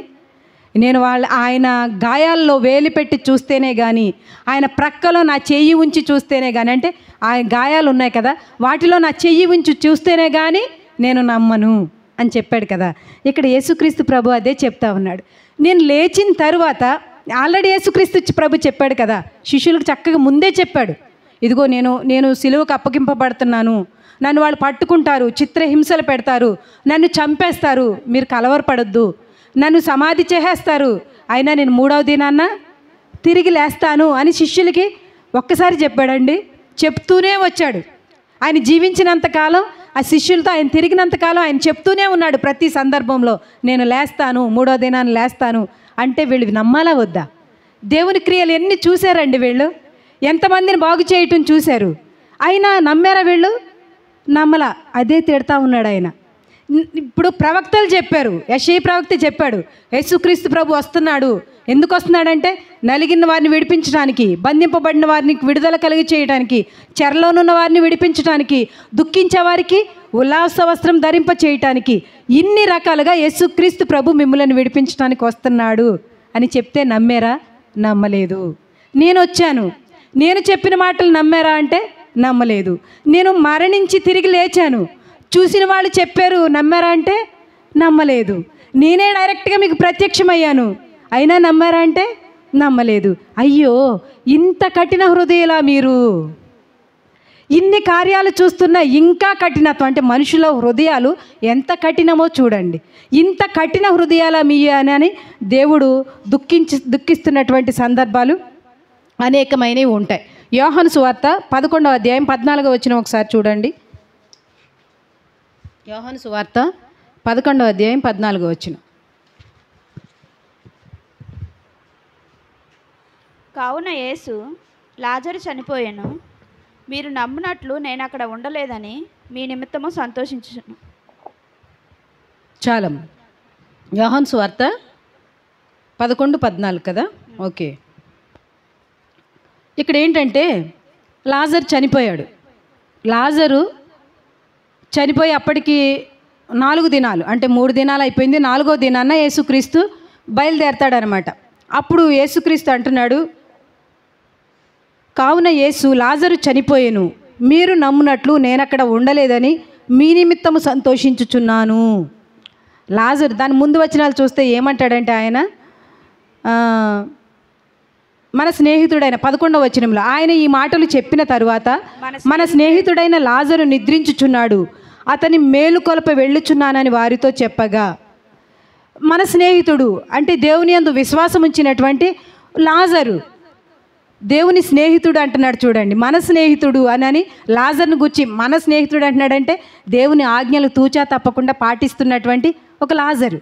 అతన్ని మేల్కొల్ప, అతను నిద్రపోయాడు, అతను మేల్కొల్ప వెళ్తున్నానని శిష్యులకు చెప్తూ ఆయన ఏమంటున్నాడంటే, లాజరు చనిపోయాను, మీరు నమ్మునట్లు నేనక్కడ ఉండలేదని మీ నిమిత్తము సంతోషించుచున్నాను అని అంటున్నాడు. ఎందుకనంటే ఇప్పుడు లాజరు చనిపోయాడు, చనిపోయినప్పుడే అక్కలు కబురు పెట్టారు యేసుక్రీస్తుకు. మరియా మార్తలు ఉన్నారు కదా, వీళ్ళు కబురు పెట్టారు. ఎందుకంటే వాళ్ళు ముగ్గురు అంటే యేసుక్రీస్తుకు ఎంతో ఇష్టం, వాళ్ళతో చక్కటి సహవాసం. ఆ బేతనీ గ్రామానికి ఎప్పుడు వెళ్ళినా ఎక్కడున్నాడు యేసుక్రీస్తు ప్రభు? వాళ్ళింటే ఉన్నాడు, ఇంకా ఏ ఇంటికి వెళ్ళాల, అక్కడే ఉన్నాడు. అంత ఇష్టం ఆ ఫ్యామిలీ అంటే. వాళ్ళు అంత నీతి న్యాయములు జరిగించేటువంటి కుటుంబం వాళ్ళు చాలా దేవుని యందు విశ్వాసం ఉంచినటువంటి వాళ్ళు. కాబట్టి ఇక్కడ యేసుక్రీస్తు ప్రభు శిష్యులతో ఏమంటున్నాడంటే, ఆయన చనిపోయాడు, ఆయన చనిపోయినప్పుడు నేను అక్కడ లేను. ఎందుకు లేను అని అంటే, మీరు నమ్మునట్లు. ఇక్కడ చక్కగా చెప్తున్నాడు చూడండి, లాజరు చనిపోయాను, మీరు నమ్మునట్లు నేను అక్కడ ఉండలేదని మీ నిమిత్తము సంతోషించుచున్నాను. నేను ఈ టైంలో లాజర్ చనిపోయే టయానికి నేను అక్కడ లేకుండా వేరే ప్రాంతంలో నేను ఇక్కడ ఉన్నందుకు చాలా సంతోషిస్తున్నా. ఎందుకు సంతోషిస్తున్నానంటే, ఇప్పుడు అక్కడ నేను క్రియ చేస్తాను, నా శక్తి ద్వారా ఒక అద్భుత క్రియ నేను అక్కడ జరిగిస్తాను. ఆ క్రియ ద్వారా మీలో ఏం కలగాలి? నమ్మిక కలగాలి. మీరు నమ్మునట్లు నేను అక్కడ లేనందుకు సంతోషిస్తున్నాను అంటున్నాడు. చక్కగా శిష్యుల్ని తీసుకుని నడవండి వెళ్దాం, మన స్నేహితుడైన లాజర్ని లేపుదాం నడవండి అని చెప్పి తీసుకుని వెళ్ళాడు. తీసుకుని వెళ్ళి లాజరు బయటకు రానంగానే ఏమైంది? వచ్చాడు కదా, లాజరు బయటకు వచ్చాడు. అంత అద్భుత కార్యం శిష్యులు చూశారు. ఇప్పుడు నమ్మాలా వద్దండి? నమ్మాలి.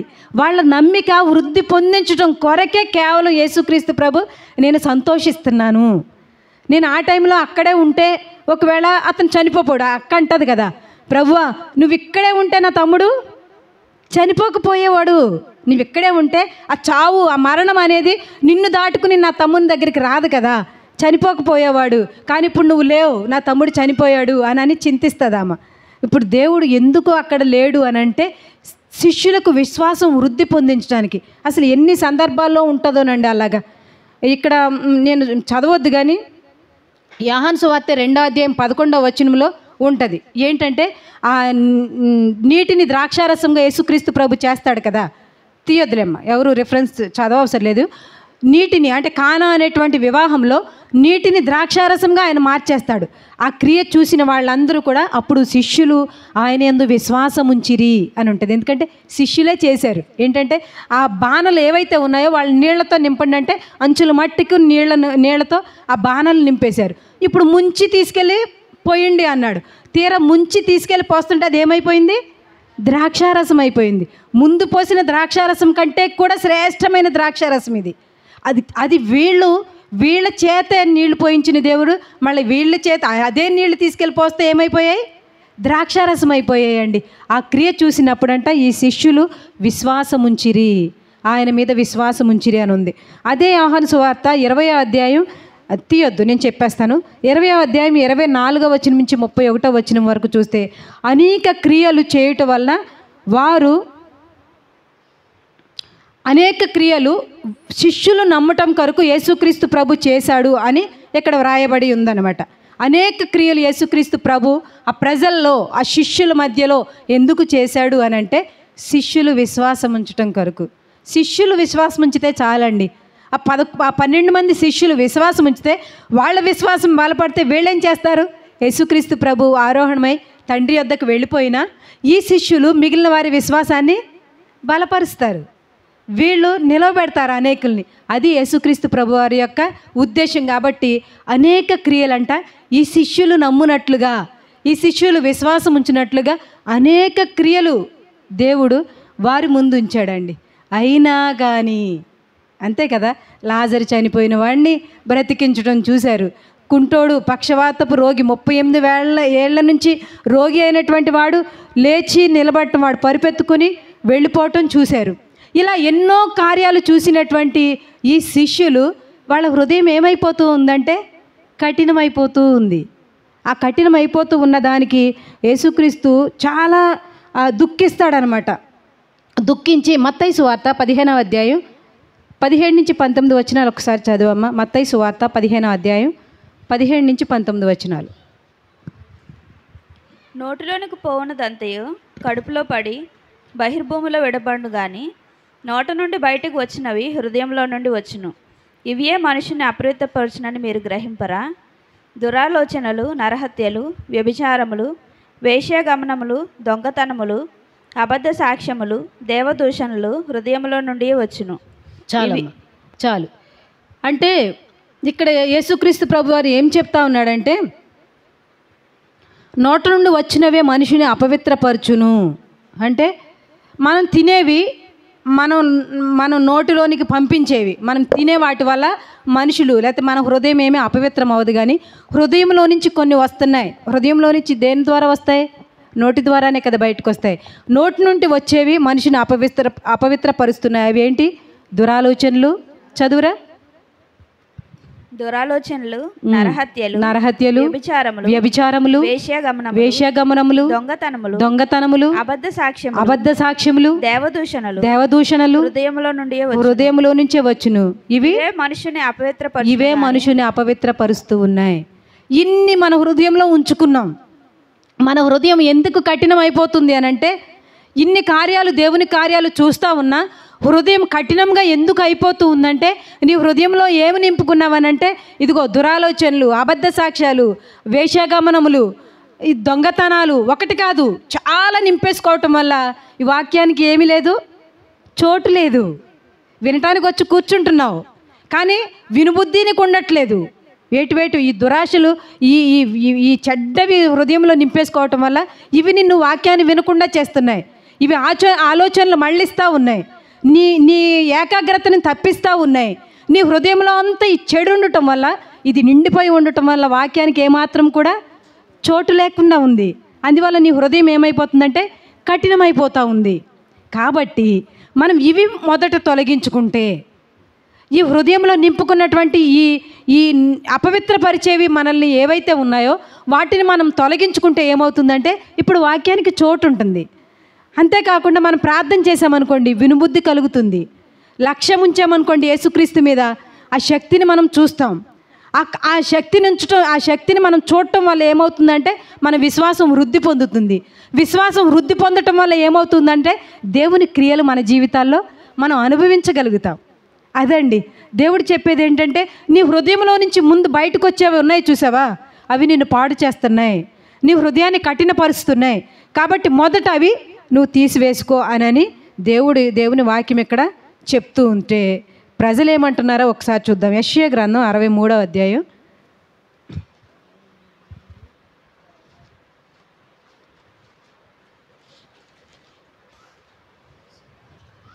యెషయా గ్రంథం 63వ అధ్యాయం 17వ వచనం చదవమ్మా.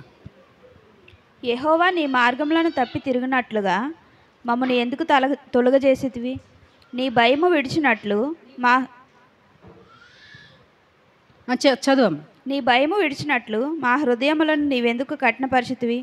నీ దాసుల నిమిత్తము, నీ స్వాస్థ్య గోత్రముల నిమిత్తము తిరిగి రమ్ము.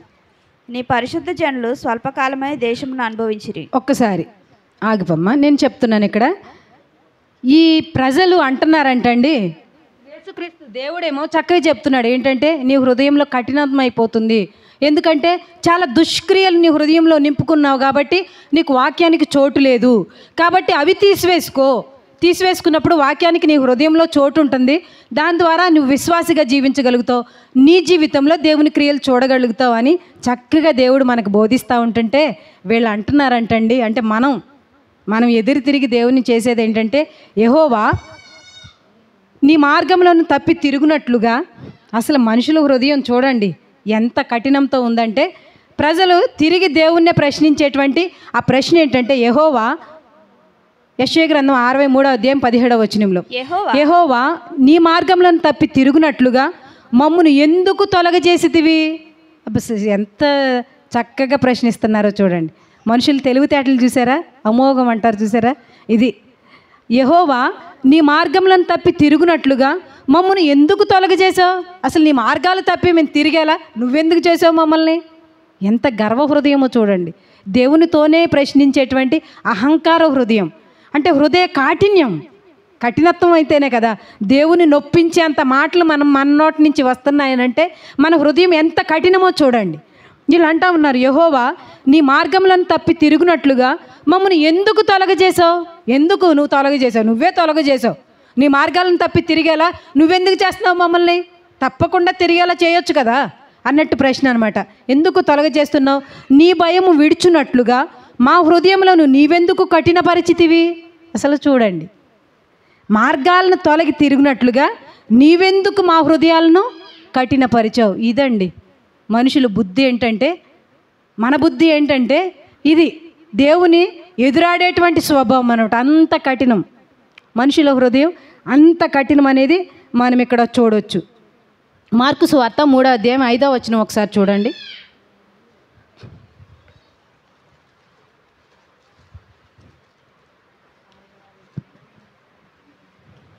ఆయన వారి హృదయమునకు కాఠిన్యమునకు దుఃఖపడి కోపముతో వారిని చూచి నీ చేయి చాపమని ఆ మనుషుడు. చాలమ్మ. యేసుక్రీస్తు ప్రభువారు ఎక్కడంట, వారు హృదయ కాఠిన్యమునకు దుఃఖపడి. యేసుక్రీస్తు ప్రభు మన హృదయ కాఠిన్యానికి దుఃఖపడతాడా లేదండి?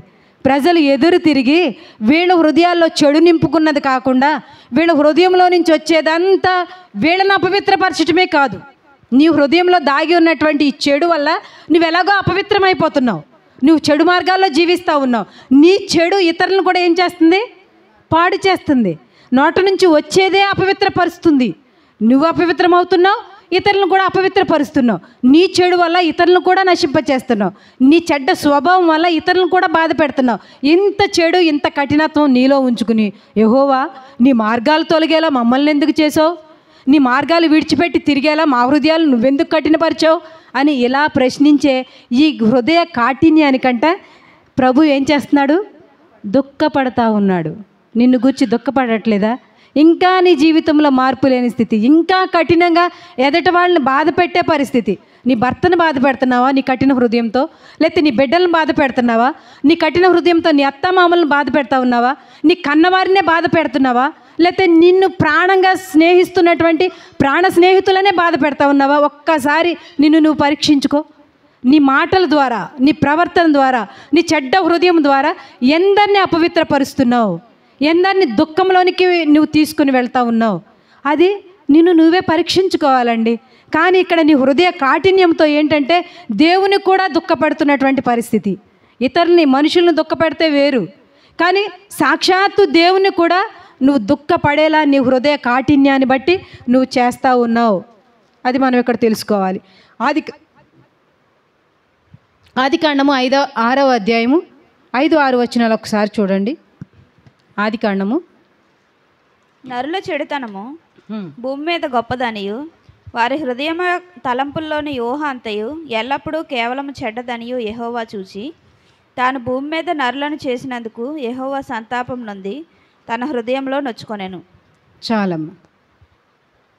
ఇక్కడ మనం ఇప్పుడు వీళ్ళు అడిగిన ప్రశ్నకి జవాబు ఇక్కడ దేవుడు చెప్తా ఉన్నాడు. చూడండి, వాళ్ళు ఏమన్నారు? ఎందుకు మేము మా హృదయాల్ని కఠినంగా నువ్వు చేసేసావు?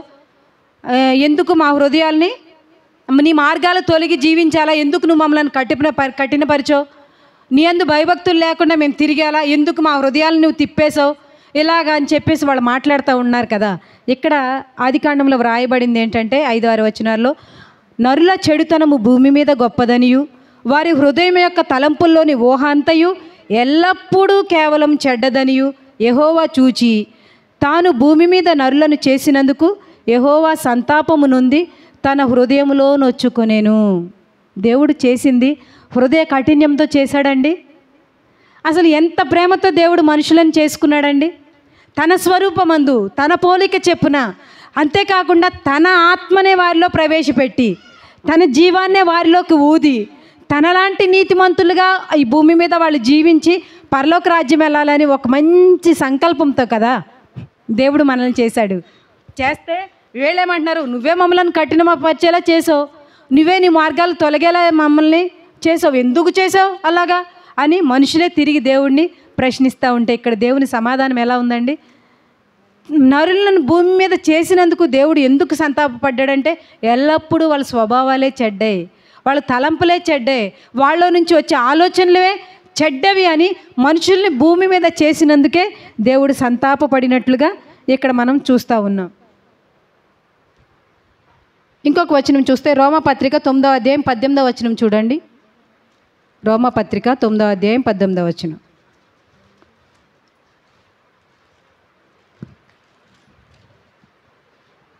కావున ఆయన ఎవరిని కనికరింపగోరునో వారిని కనికరించును, ఎవరిని కఠినపరచగోరునో వారిని కఠినపరచును. చాలమ్మా. ఇంకా దేవుడు చూశాడు ఇలా వీళ్ళ మనుషుల హృదయ కాఠిన్యానికి దేవుడు చాలా దుఃఖిస్తూ ఉన్నాడు. దుఃఖించి వీళ్ళ మనసులు ఏమైనా మెత్తనవుతాయేమో, వీరు వాళ్ళ చెడుతనాన్ని హృదయంలో నుంచి తొలగించుకుని నా యందు లక్ష్యం ఉంచుతారేమో, నా వాక్యానికి వారి జీవితాల్లో, వారి హృదయాల్లో చోటిస్తారేమో అని ఇలా చూసి మనుషుల హృదయం ఎలా ఉంది? కఠినంగానే ఉంది కదా. ఇప్పుడు దేవుడు ఏమంటున్నాడంటే ఎవరిని? మరొకసారి చదువమ్మా. కావున ఆయన ఎవరిని కనికరింపగోరునో వారిని కనికరించును, ఎవరిని కఠినపరచగోరునో వారిని కఠినపరచును. ఇప్పటి వరకు చూశాడు దేవుడు. నువ్వేమైనా మెత్తనవుతావేమో, నువ్వేమైనా నీ చెడుతనాన్ని తీసేసుకుంటావేమో, నీవేమైనా దేవుని వాక్యానికి చోటిస్తావేమో అని చూశాడు. ఇప్పుడు అంటున్నాడు ఆయన, ప్రశ్నించారు కదా, నువ్వే నీ మార్గాలు తొలగేలా మమ్మల్ని ఎందుకు కఠినపరిచావు అని అడిగారు కదా. ఇప్పుడు ఆయన అంటున్నాడు, ఎవరిని కనికరింపగోరుదునో వాళ్ళనే కనికరిస్తాను. ఎవరిని కఠినపరచాలని నేను నిర్ణయించుకున్నానో ఇంకా నీ హృదయం మారదు. నిన్ను ఆటోమేటిక్ ఇంకో నువ్వు మారాలని ప్రయత్నం చేసినా ఇప్పుడు నేనేం చేస్తానంటే నీకు ఆ కఠినత్వానికి తాళం వేసేస్తాను. ఇంకా నువ్వు ఆ కఠినత్వం నుంచి బయటికి రాలేవు. నువ్వు చచ్చేంత వరకు అదే కఠినత్వంలో ఉంటావు. చివరాగారికి ఎక్కడికి పోతావు? నరకానికి నువ్వు వెళ్ళిపోతావు. నేను ఎవరిని కనికరింపగోరుదునో వారినే కనికరిస్తాను, ఎవరిని కఠినపరచగోరుదునో వారిని కఠినపరుస్తాను అంటున్నాడు. ఇంకా ఛాన్స్ నీకు లేదండి. నీకు ఇంకా ఛాన్స్ లేదు. ఇప్పటి వరకు కఠినత్వంతోనే ఉన్నావా? ఇన్ని వాక్యాలు వింటున్నా, చాలా విన్నాంలే, చాలా చూసాంలే, నాకు చాలా జ్ఞానం ఉందిలే, నేను ఎవరికి ఇవ్వాలో, ఎప్పుడు ఇవ్వాలో, ఎప్పుడు ఆపాలో నాకు తెలుసు, లేకపోతే ఎప్పుడు ప్రేమించాలో, ఎప్పుడు ద్వేషించాలో నాకు తెలుసు, ఎప్పుడు వాక్యం వినాలో, ఎప్పుడు వాక్యం వినకూడదో నాకు తెలుసు అని నీ హృదయాన్ని నువ్వు కఠినపరుచుకుంటున్నావు. చూసావా? అదే కఠినత్వంతో ఉంటావా? ఉండు. ఒకసారి లాక్ వేసేస్తున్నాడు దేవుడు. ఇంకా నీకు తరుణం లేదు, లాక్ తీసే అవకాశం నీకు ఉండదు. ఇక నీవు చచ్చేంత వరకు, అంటే నువ్వు నరకానికి పోయేంత వరకు ఆ కఠినత్వం ఫిక్స్ అయిపోద్ది అనమాట. అలా మనం ఉండకూడదండి. దేవుడు దుఃఖిస్తూ ఉన్నాడు. ఆ కఠినత్వాన్ని గురించి దేవుడు చింతిస్తూ ఉన్నాడు. కాబట్టి మనం అలా ఉండకూడదు అని నేను మీకు తెలియచేస్తున్నా. చివరి వచనం చూద్దాం. ఇర్మియా గ్రంథం 2వ అధ్యాయం 17వ వచనం చదువమ్మా.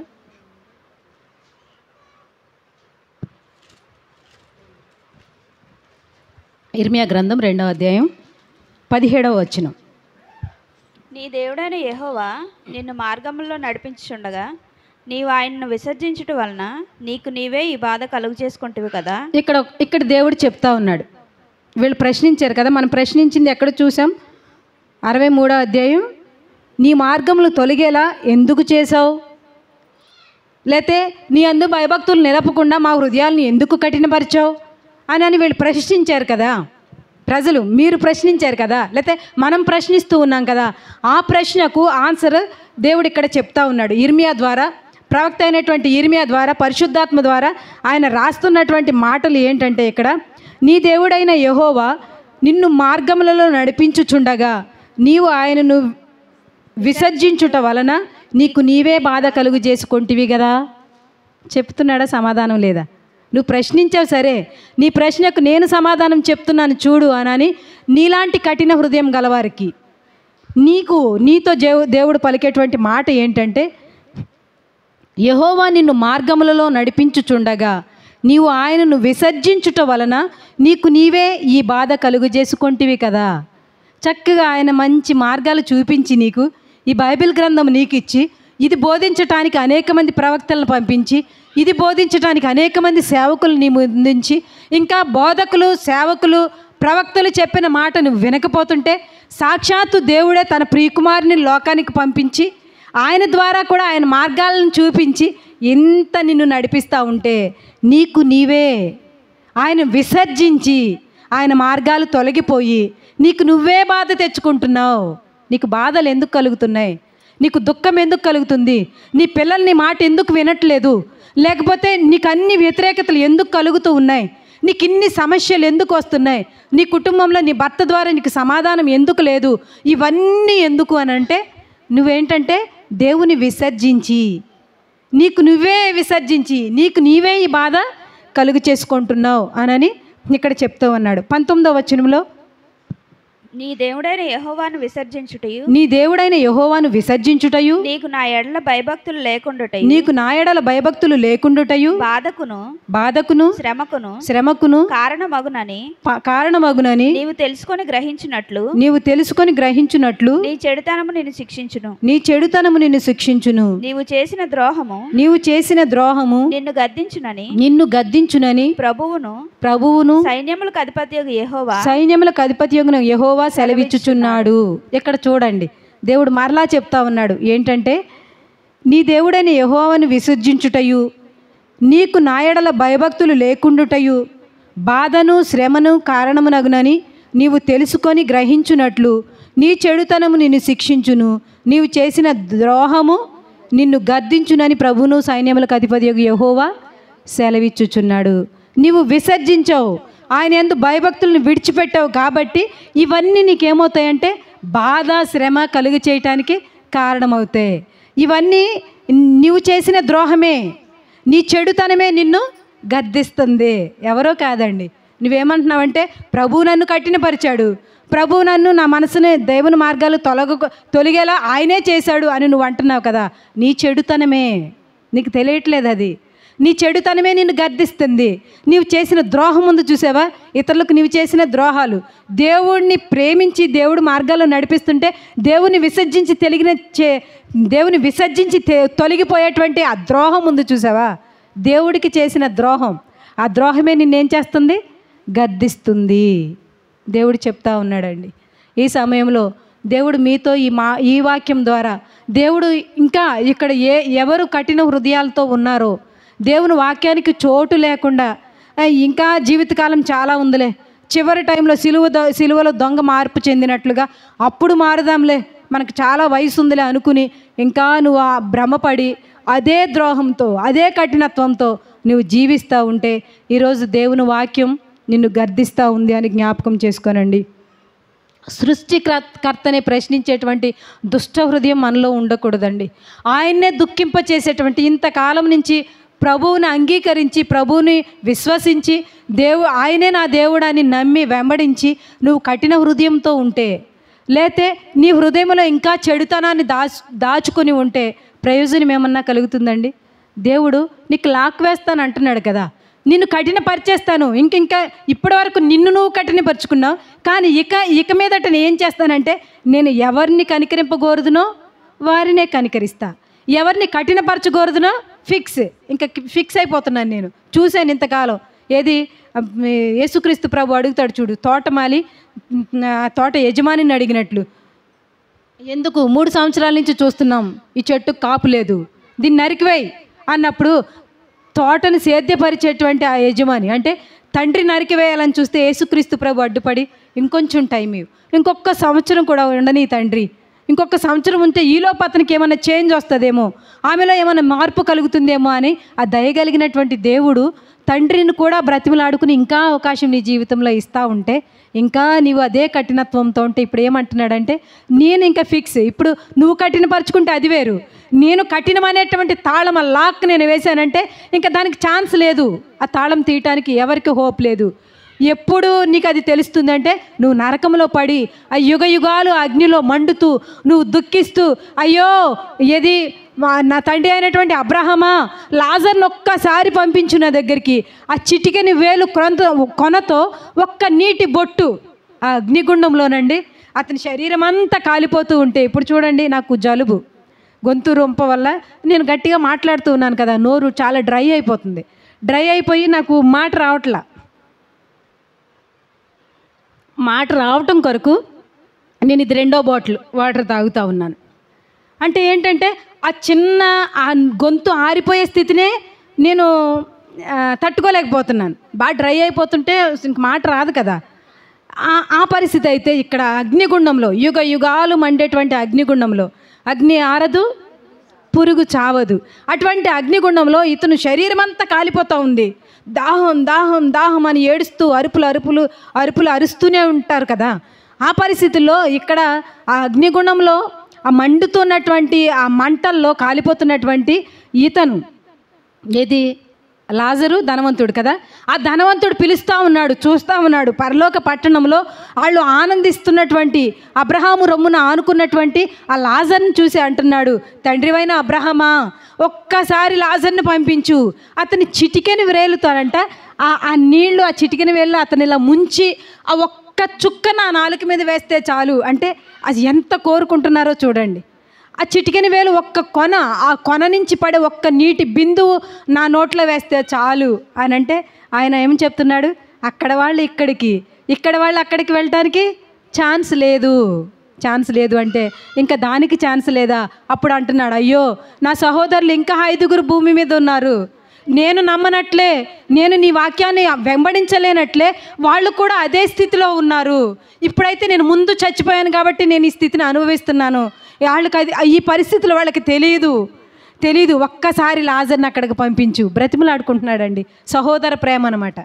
ధనవంతుడు కదా, వాళ్ళు కూడా ఇతను ధనవంతుడైతే ఇంచుమించు అన్నదమ్ములు కూడా అదే స్థితిలో ఉండుంటారు.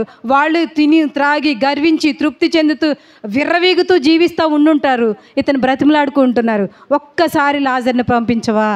వాళ్ళకి ఒక్కసారి, ఓరే బాబు, అక్కడ పరలోకము నరకమని రెండు ఉన్నాయిరా, ఇదిగో మీ అన్న అలా పడిపోయి అక్కడ ఏడుస్తూ ఇదిగో నన్ను పంపించాడు, మీ అన్నే పంపించాడు, ఆ పరిస్థితులు ఉన్నాయి అని లాజర్ ఒక్కసారి చెప్తే వాళ్ళు మారతారు అని లాజర్ని అంటే అబ్రహాముని ఇతను అడుగుతున్నట్లుగా చూస్తూ ఉంటే అప్పుడు అంటున్నాడు, అక్కడ ఎంతోమంది ప్రవక్తలు ఉన్నారు.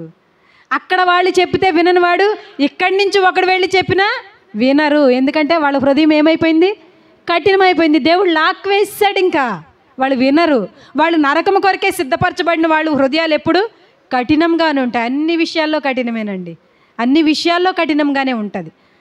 కాబట్టి విశ్వాసులుగా దేవుని వెంబడిస్తున్నటువంటి మనం అలాంటి కఠినత్వంతో ఈరోజు నరకానికి పోకూడదని దేవుని వాక్యం మరొకసారి, దేవుని ప్రేమ ఇంకా మనం పాపులమై ఉండగానే క్రీస్తు మన కొరకు చనిపోయాను.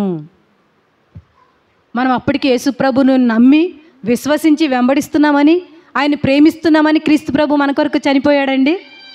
కాదు. ఇంకానూ మనం పాపులమై ఉండగానే, ఇంకా మనం యేసుక్రీస్తుని విశ్వసించిన వారంగా ఉండకుండానే, ఇంకా ఆయన రక్తంలో మనం కడగబడినటువంటి ఆ స్థితి, ఆ లేని పరిస్థితులే, లేకపోతే ఇంకా అలా ఉండగానే క్రీస్తు మన కొరకు చనిపోయేను. మనం పాపులుగా ఉండగా, మనం ఇంకా అపవిత్ర హృదయాలతో ఉండగా, మన హృదయంలో చెడు నింపుకొని ఉండగా, ఈ దురాలోచనలు, దుష్టత్వం, ఈ వేశ్యాగమనములు ఇవన్నీ మన హృదయంలో ఉండగానే క్రీస్తు మన కొరకు బలైపోయాడండి, మనల్ని విమోచించటం కొరకు.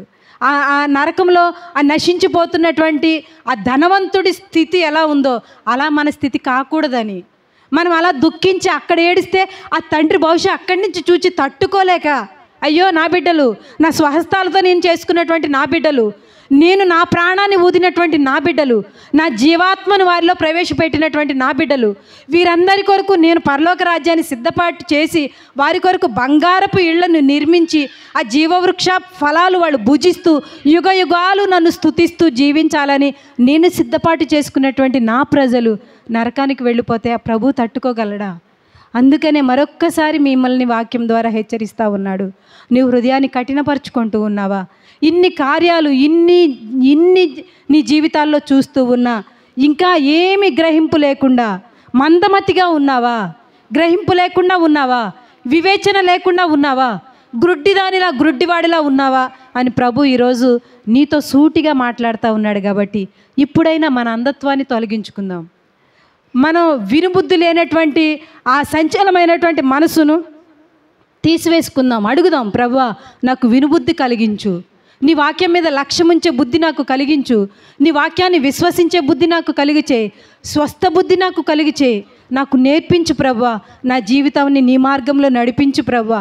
నేను నడవాలని ఆశపడతా ఉన్నాను, నా హృదయాన్ని కఠినపరచుకోవాలని నేను ఇష్టపడట్లేదు ప్రభువా. నేను నీ వాక్యానుసారంగా జీవించి నీవిచ్చి మేళ్ళు అనుభవించాలని నేను ఇష్టపడుతున్నాను అని మనం ప్రార్థన చేస్తే ప్రభు సమీపంగా ఉన్నాడండి.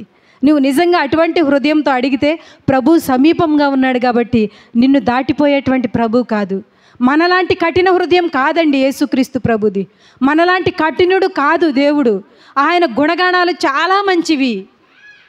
ఆయన ఆశ్చర్యకరుడు. ఆశ్చర్యరీతిగా నీ జీవితాన్ని మలుపు చేయగలడు. ఆలోచనకర్త. నీ ఆలోచనలన్నిటినీ కూడా ఆయన వైపు కేంద్రీకరించేలా ఆయన త్రిప్పగలడు. బలవంతుడైనటువంటి దేవుడు. నీ జీవితాన్ని ఎలా బలపరచాలో ఆయనకి తెలుసు. అంతేకాదు ఆయన ప్రేమ గలవాడు, క్షమించే హృదయం గలవాడు, దయాదాక్షిణ్యం గలవాడు, దీర్ఘశాంతుడు. ఎన్ని గుణాలండి ఆయనలో. ఆయన గుణాలు అసలు మనం వర్ణించడానికి సరిపోతామా? మన జ్ఞానం సరిపోతుందా? అంత మంచి దేవుణ్ణి, అంత ప్రేమించే దేవుణ్ణి, అంత ఆదరించే దేవుణ్ణి మనం విడిచిపెట్టి తొలగిపోయేవారిగా, మన హృదయాన్ని కఠినపరుచుకునేవారిగా ఉండకూడదు అని ప్రభు ఈరోజు మీతో మనందరితో మాట్లాడుతూ ఉన్నాడు. కాబట్టి నువ్వు నేను కూడా వాక్యాన్ని బట్టి మన హృదయాలను సరిచేసుకుందాం. మోకరిద్దాం. మనందరం కూడా మోకరించి విన్న వాక్యాన్ని బట్టి ఎవరు మౌనంగా ఉండకుండా ప్రార్థన చేసుకుందాం. ప్రార్థన చేసుకుందాం, ఎవరూ మౌనంగా ఉండొద్దు.